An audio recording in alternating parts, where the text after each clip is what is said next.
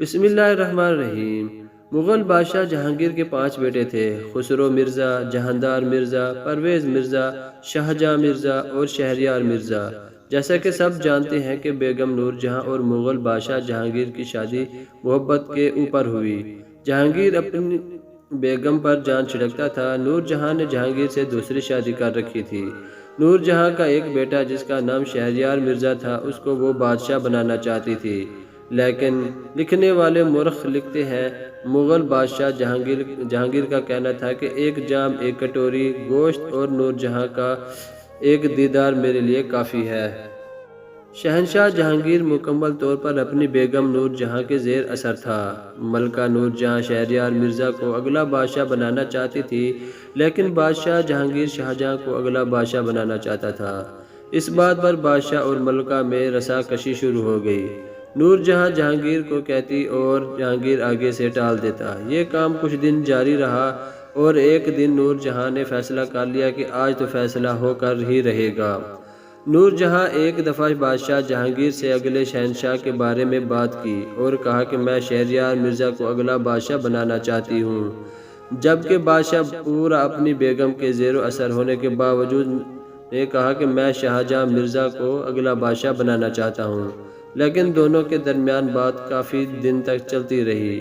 آخر ایک دن بادشاہ جہانگیر نے کہا کہ ہم دونوں شہزادوں پر اس بات کو چھوڑ دیتے ہیں کہ اگلا بادشاہ کون بنے گا۔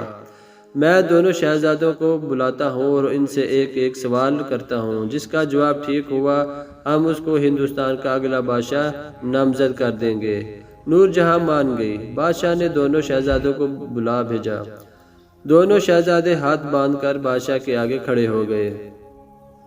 بادشاہ نے کہا اگر آپ کو ہندوستان کا اگلا شہنشاہ بنا دیا جائے تو آپ اس ملک کی کس طرح خدمت کریں گے؟ دونوں شہزادوں کو سوچنے کے لیے ایک ایک منٹ کا وقت دیا گیا۔ جب 1 منٹ کا وقت پورا ہوا تو شہزادہ شہریار مرزا نے کہا کہ اگر مجھ کو اپنے ہندوستان کا بادشاہ بنا دیا جائے تو میں ہندوستان کی خدمت ایک ماں کی طرح کروں گا۔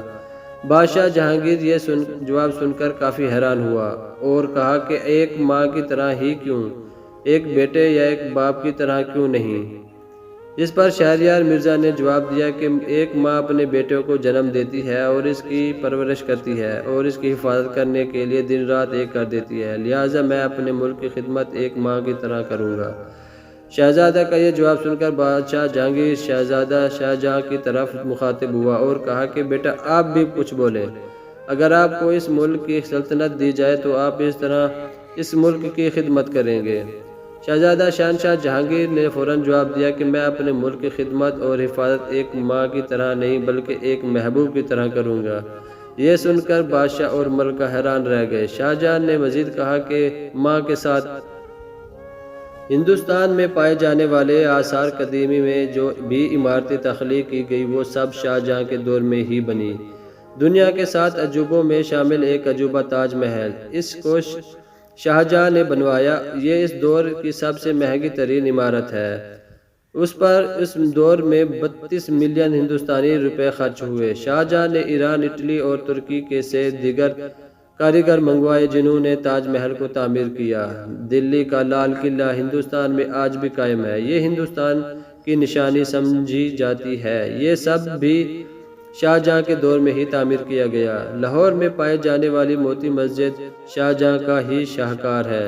یہ چھوٹی سی مسجد آپ کے روح کو تازہ کر دے گی۔ لاہور میں پائے جانے والے شیش محل کی جگہ پر شہنشاہ نے سونے کا محل بنوایا تھا، لیکن ملکہ ممتاز کو جب پتہ چلا کہ سونے کا محل بنوایا ہے تو انہوں نے شاہجہاں سے کہا کہ سونے کا محل سب بنواتے ہیں، آپ میرے لیے تاروں کے محل بنوائیں۔ تو شاہجہاں نے اسی ٹائم آرڈر دیا اور سونے کا محل گرا دیا گیا اور اس کی جگہ پر شیش محل تعمیر کیا گیا۔ اگر آپ کو کبھی شیش محل جانا ہو تو شام کے وقت مشعل لے کر شیش محل پر جائیں اور تاروں کو زمین پر آتا ہوا دیکھیں۔ یہ سب شہنشاہ جہاں کا ہی کارنامہ ہے۔ مسجد وزیر آباد کو دیکھ لیں، اس پر بھی شاہجہاں کا کارنامہ دکھائی دے گا۔ ہندوستان میں پائے جانے والے آثار قدیمی میں جو بھی عمارتیں تخلیق کی گئی وہ سب شاہجہاں کے دور میں ہی بنی۔ دنیا کے 7 عجوبوں میں شامل ایک عجوبہ تاج محل، اس کو شاہجہاں نے بنوایا۔ یہ اس دور کی سب سے مہنگی ترین عمارت ہے۔ اس پر اس دور میں 32 ملین ہندوستانی روپے خرچ ہوئے۔ شاہجہاں نے ایران، اٹلی اور ترکی کے سے دیگر کاریگر منگوائے جنہوں نے تاج محل کو تعمیر کیا۔ دلی کا لال قلعہ ہندوستان میں آج بھی قائم ہے۔ یہ ہندوستان کی نشانی سمجھی جاتی ہے۔ یہ سب بھی شاہجہاں کے دور میں ہی تعمیر کیا گیا۔ لاہور میں پائے جانے والی موتی مسجد شاہجہاں کا ہی شاہکار ہے۔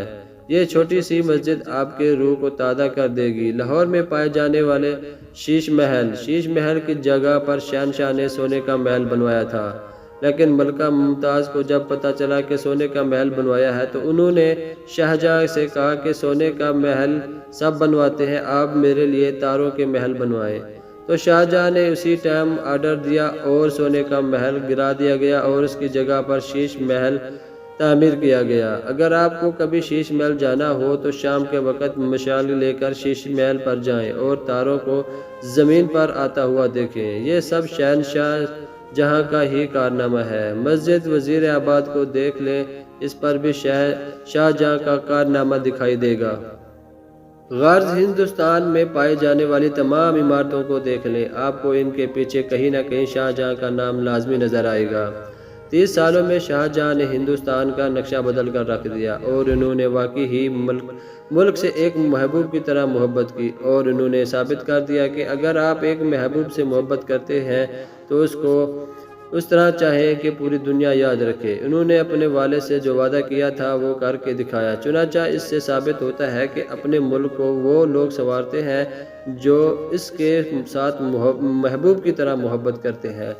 دوستو، اگر یہ میری چھوٹی سی ویڈیو، چھوٹی سی کاوش اچھی لگی ہے آپ کو تو ویڈیو کو لائک کریں، چینل کو سبسکرائب کریں۔